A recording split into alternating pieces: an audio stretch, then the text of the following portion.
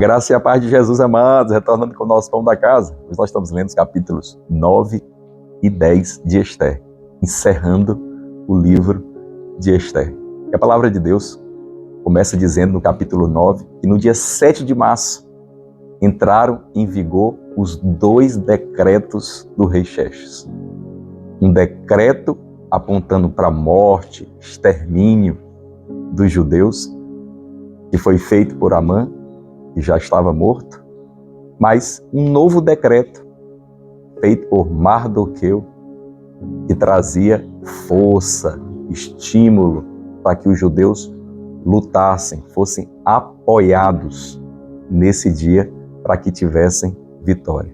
Isso é, um decreto que trazia morte e um decreto que trazia vida, vindas de uma mesma pessoa, do rei Xerxes. Isso aponta para algo espiritual que nós experimentamos, vivemos. Você sabia que tem 2 decretos ou 2 leis em operação nas nossas vidas? Pelo menos na vida daqueles que já nasceram de novo, que já conheceram a Jesus, que entregaram o seu coração para Jesus. Porque a palavra de Deus diz lá na carta aos Romanos, no capítulo 8, diz assim, no verso 2, pois a lei do Espírito e da vida, que nós recebemos através do Espírito Santo, ela venceu a lei da morte e do pecado. Quer dizer, existia uma operação em nós por causa da queda do homem. O Senhor disse, se o homem comer desse fruto, ele morrerá.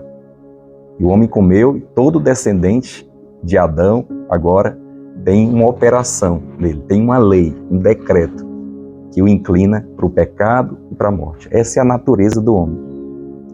Mas para isso, Deus enviou Jesus para trazer um novo decreto, uma nova aliança sobre nós.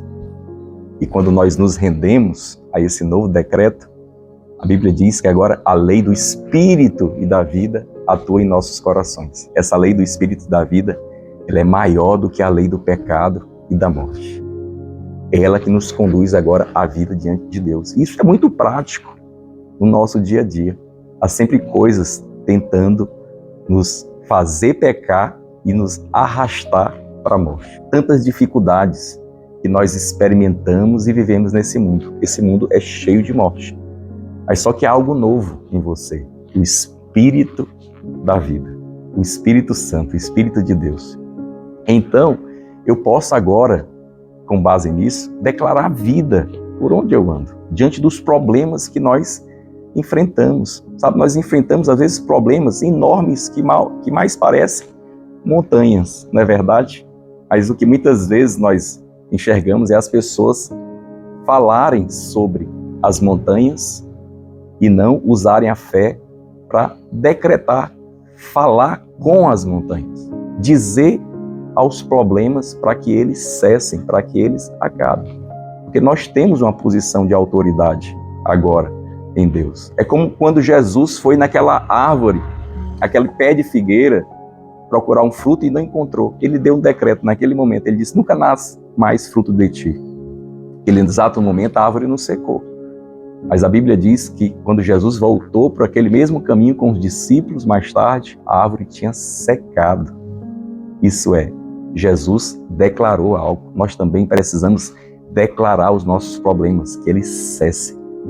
Há decreto de vida em você, meu amado. Se você está enfrentando enfermidade, decrete isso diante de Deus. Eu sei que você tem que orar, nós devemos orar, devemos pedir a Deus, mas nós devemos decretar também. Lembra de Esther? Ela pediu ao rei, mas depois dela ser escutada, houve o decreto. Quer dizer, o que segue a oração são decretos. Então, decrete que a doença não deve permanecer na sua vida, porque Jesus levou sobre si toda a enfermidade. Decrete o fim das suas dívidas, porque Jesus se tornou pobre para que você fosse enriquecido. Ele disse que ele veio para dar vida e vida em abundância. Eu não consigo ver vida em abundância onde prevalece pobreza, dívida. Não. Então, nós temos o Espírito da vida. O poder de Deus está em você para declarar Declare a mudança da atmosfera da sua casa, declare um casamento abençoado, declare filhos obedientes, declare filhos submissos, declare vida na sua casa. Ande nos decretos de Deus. O mundo tem os seus decretos de morte, mas nós temos os decretos de Deus. Ande neles. Amém? Então, receba o pão da casa e seja abençoado, em nome de Jesus.